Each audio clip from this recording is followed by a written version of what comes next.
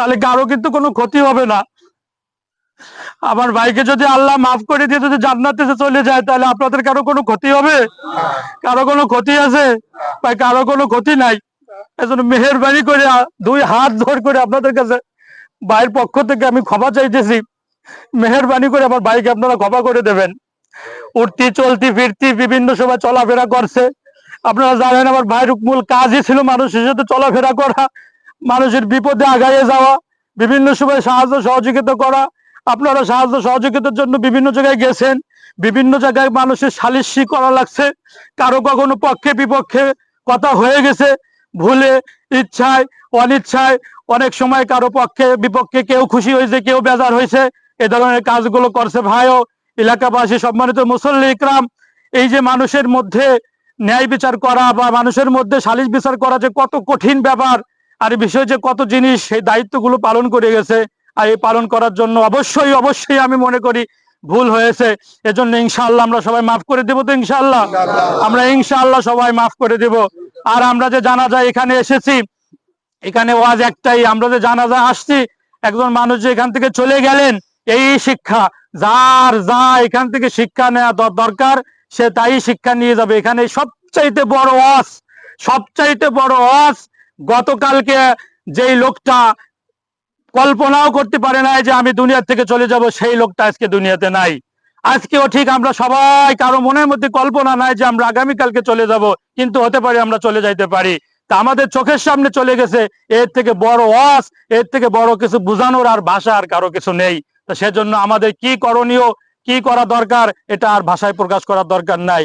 আর আমি বিশেষ করে আমার দুই ভাই বেটারে বলবো, ভাই বেটা দুজন শোনো, তোমরা তো বড় হয়েছো।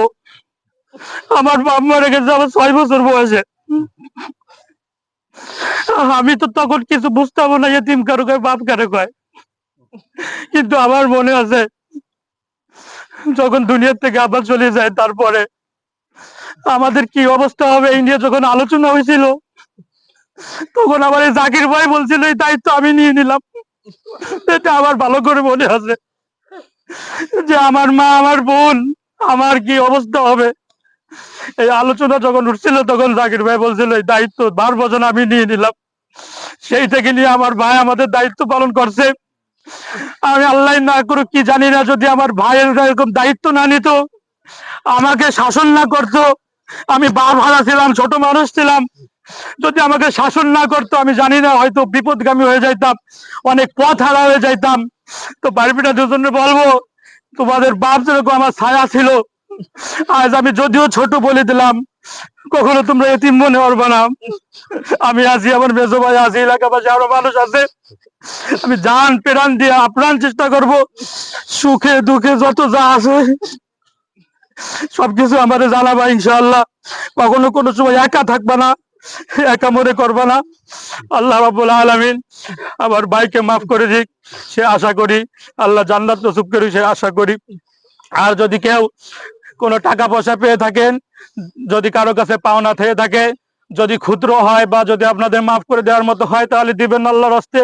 আর যদি মাফ করে দেওয়ার মতো না হয়, যদি আপনাদের আশা থাকে, এটা কোনো চাহিদা থাকে, তাহলে অবশ্যই ইনশাআল্লাহ ভাই বেটারা আছে, আমি আছি, আমার মেজো ভাই আছে, আমাদেরকে মেহেরবানি করে জানাবেন। ইনশাআল্লাহ আমরা আপনাদের দিনা পরিশোধ করার চেষ্টা করব।